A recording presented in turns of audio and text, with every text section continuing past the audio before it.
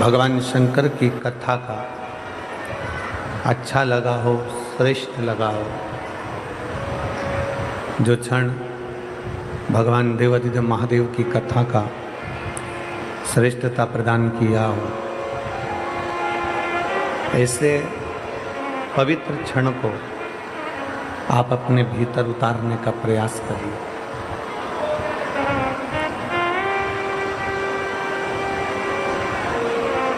मानव की देह में, मनुष्य के शरीर में बहुत सारे खोट होते हैं। ऐसा नहीं है कि मानव के शरीर में खोट नहीं हो। जो पृथ्वी पर जन्म लिया है, जो मृत्यु लोक में जन्म ले लिया है, उसके शरीर में बहुत खोट है। चाहे वो इंद्रियों से जुड़े हुए हों, चाहे वो लौकिक चीजों से जुड़े हुए हों। झूठ भी मनुष्य बोलता है, बेकार काम भी मनुष्य करता है, पाप कर्म भी मनुष्य करता है, और कई ऐसे कर्म हैं जो मानव करता है जो उसको नहीं करना चाहिए। पर शिव महापुराण की कथा कहती है कि मृत्यु लोक में अगर जन्म लिया है तो कर्म तो आपको करना है।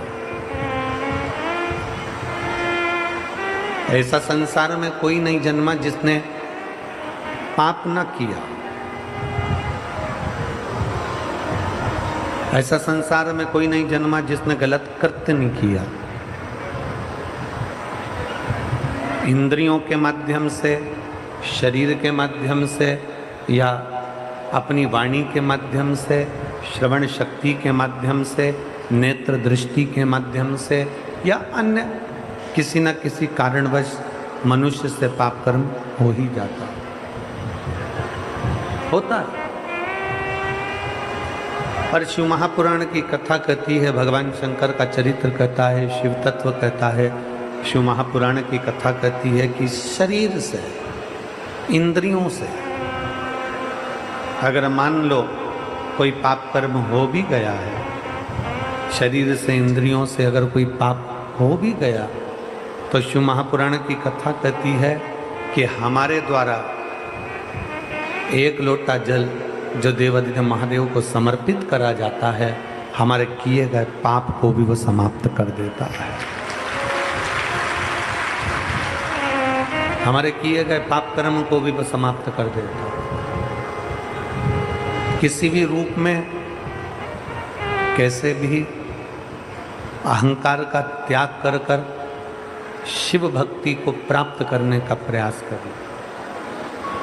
किसी के दरवाजे पर जाओ ना जाओ, किसी की चौखट पर जाओ ना जाओ, किसी से मिलने जाओ ना जाओ, पर इतना याद रखो कि देवाधिदेव महादेव के मंदिर, शिवालय और उसकी कथा में जरूर जाओ। कुछ ना कुछ आपको मिलेगा, कुछ ना कुछ आपको प्राप्त जरूर होगा।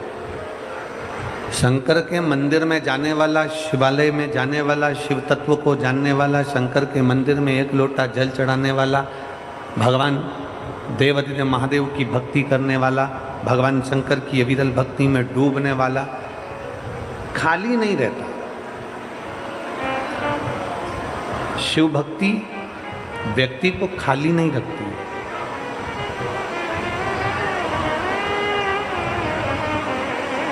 ये उदाहरण है माता पार्वती जी का चरित्र। बाल्यावस्था में माता पार्वती जी ने देवऋषि नारद जी के मुख से सुन लिया था कि शंकर भगवान की भक्ति करना है, शिव जी का भजन करना है, भगवान शंकर की भक्ति को धारण करना है। पार्वती जी ने यह श्रवण कर लिया था। पार्वती जी ने यह जान लिया था कि शंकर की भक्ति को करना है, और बाल्यावस्था से, बचपन से माता पार्वती जी भगवान शंकर की भक्ति में लीन हो गए। जितने यहाँ कथा में बैठे हुए हैं, पंडाल में बैठे हुए हैं, पंडाल के बाहर बैठे हुए हैं, या टीवी पर आस्था चैनल के माध्यम से, फेसबुक यूट्यूब के माध्यम से कथा सुन रहे हैं, ध्यान लगाकर कथा को सुनिएगा। रात भर से आप लोग चल कर आए हो, पूरी रात कीर्तन करा है, जागे हो, बाबा की कथा अपने दिल में बिठाकर बाबा से प्रार्थना कर कर 2.5 घंटे की जो कथा है उसको अपनी चित्त वृत्ति में बिठाओ और अपने मन की बात बाबा से कहकर फिर जाओ, जिससे बाबा तुमको वापस बुलाए जल्दी से। पार्वती जी की कथा कहती है कि पार्वती जी ने बाल्यावस्था में, बचपन में ये विचार कर लिया, पार्वती जी ने बचपन में ये जान लिया कि भगवान शंकर को 1 लोटा जल चढ़ाना। आप ये ना सोचें कि केवल आप शंकर भगवान को जल चढ़ा रहे हैं। आप ये ना विचार करें कि केवल आप भगवान शिव की भक्ति कर रहे हैं। आप ये विचार ना करें कि केवल आप शंकर को प्राप्त करना चाहते हैं ना। शिव महापुराण की कथा कहती है माता पार्वती जी ने भी शंकर को 1 लोटा जल चढ़ाया, माता सती ने भी भगवान शंकर को 1 लोटा जल चढ़ाया, भगवान श्री गणेश जी महाराज ने भी भगवान शंकर को जल चढ़ाया, श्री हनुमान जी महाराज ने भी भगवान शंकर को जल चढ़ाया, स्वयं भगवान नारायण ने भी राम अवतार रखकर शिव को जल चढ़ाया, भगवान कृष्ण अवतार लेकर भी शंकर को जल चढ़ाते हैं। शिव महापुराण की कथा कहती है जब नारायण ने भगवान शंकर को जल चढ़ाया, ब्रह्मा जी ने भगवान शंकर को जल चढ़ाया, इंद्र ने भगवान शंकर को जल चढ़ाया, 33 कोटि देवताओं ने भगवान शंकर को जल चढ़ाया, जब सबने जल चढ़ाकर अपनी मन की कामना पूरी कर ली, अपनी मनवांछित फल प्राप्त कर लिया, तो फिर मनुष्य क्यों भटके? वो भी शंकर को जल चढ़ाए और अपनी मनोकामना पूर्ण कर ले। क्यों भटके? किस लिए भटके? और मैंने तेरे ही भरोसे बाबा, तेरे ही भरोसे हवा बिच उड़ती जावांगी, बाबा डोर हटो छड़ना मैं कटी जावांगी, भोले मैं तेरी पतन, शंभो मैं तेरी पतन, हवा बिच उड़ती जावांगी, बाबा डोर हटो छड़ना मैं कटी जावांगी, बाबा मैं तेरी पतन, शंभो मैं तेरी पतन। शिव महापुराण की कथा कहती है माता पार्वती जी शंकर जी की आराधना कर रही है, माता सती शिव की आराधना कर रही हैं, भगवान श्री गणेश जी शिव की आराधना कर रहे हैं, श्री हनुमान जी शिव की आराधना कर रहे हैं। फिर हम क्यों भटके? हमारा भटकना किस लिए? हम किस लिए भटक रहे हैं? हम क्यों इधर उधर जाएं? हम क्यों इधर उधर भटकते थे? हम किस लिए यहाँ वहाँ चारों तरफ भटकते रहे? शिव महापुराण की कथा में अगर आप लोग बैठे हैं तो एक संकल्प अपने भीतर उतार कर जाइए। शिव महापुराण की कथा में अगर आप लोग बैठे हैं तो एक संकल्प अपने अंदर उतार कर जाओ कि मैं कहीं प्रपंच में, ढोंग में, दिखावे में, भ्रम में नहीं पड़ूंगा। अगर मेरी जिंदगी में दुख आया, तकलीफ आई, कष्ट आया तो मैं शंकर के चरणों में जाकर पड़ूंगी, पर ढोंग प्रपंच में नहीं पड़ूंगी।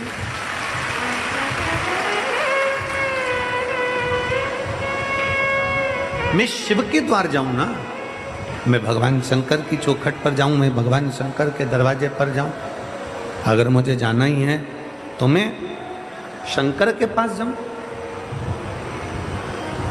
लंका के राजा रावण को भी जीतने के लिए मेरे भगवान नारायण राम का रूप रख कर जाते हैं, तो राम जी को भी समझ में आता है, भगवान राम जी की भी चित्त वृत्ति में रहता है। राम जी ने भी विचार कर लिया कि शंकर की आराधना के बिना रावण को भी नहीं जीत सकते।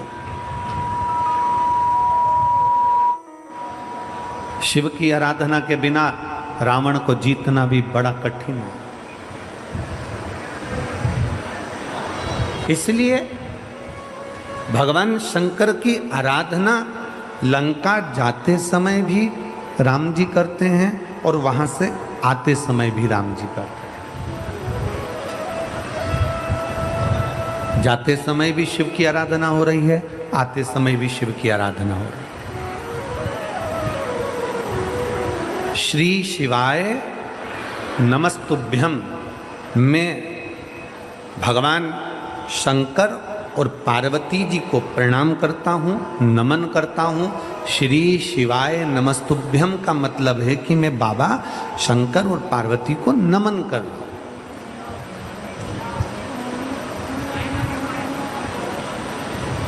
एक पत्र है,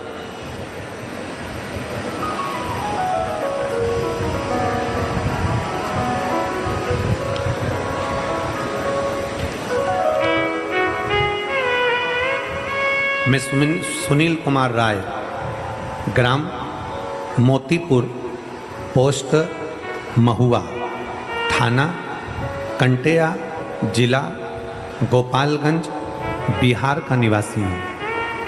कहीं बैठे हों तो हाथ हिला सकते हैं। अगर कहीं बैठे हों तो हाथ हिला सकते हैं, एक बेलपत्र लेने के लिए आ सकते हैं। दिख रहा है कैमरे में? ठीक है, एलईडी के पीछे आ जाइए, एक बेलपत्र ले जाइए, आ जाइए। मैं सुनील कुमार राय, ग्राम मोतीपुर, पोस्ट महुआ, थाना कंटेया, जिला गोपालगंज, बिहार का निवासी हूँ। मैं नोएडा में नौकरी करता हूँ। 30/5/2024 को, 30 तारीख 5वां महीना, अभी 10वां चल रहा है, 5वें महीना 2024 में ड्यूटी पर था। शाम को गांव से फ़ोन आया कि मेरा पुत्र आयुष कुमार राय, जो कि 16 साल का है, रोड एक्सीडेंट हो गया है। मेरे 16 साल का बेटे का रोड एक्सीडेंट हो गया। मेरे परिवार के लोग उसको गोरखपुर उचित हॉस्पिटल में लेकर गए। जांच के डॉक्टर बोले, जांच करने के बाद डॉक्टर ने कह दिया इसको ब्रेन हेमरेज हो गया है। ब्रेन हेमरेज हो गया है, इसका ऑपरेशन करना पड़ेगा। पर डॉक्टर ने ऑपरेशन करने से पहले हमको बता दिया कि ये कोमा में चले जाएगा, या तो इसको कुछ याद नहीं रहेगा, ये उठ पाएगा कि नहीं उठ पाएगा।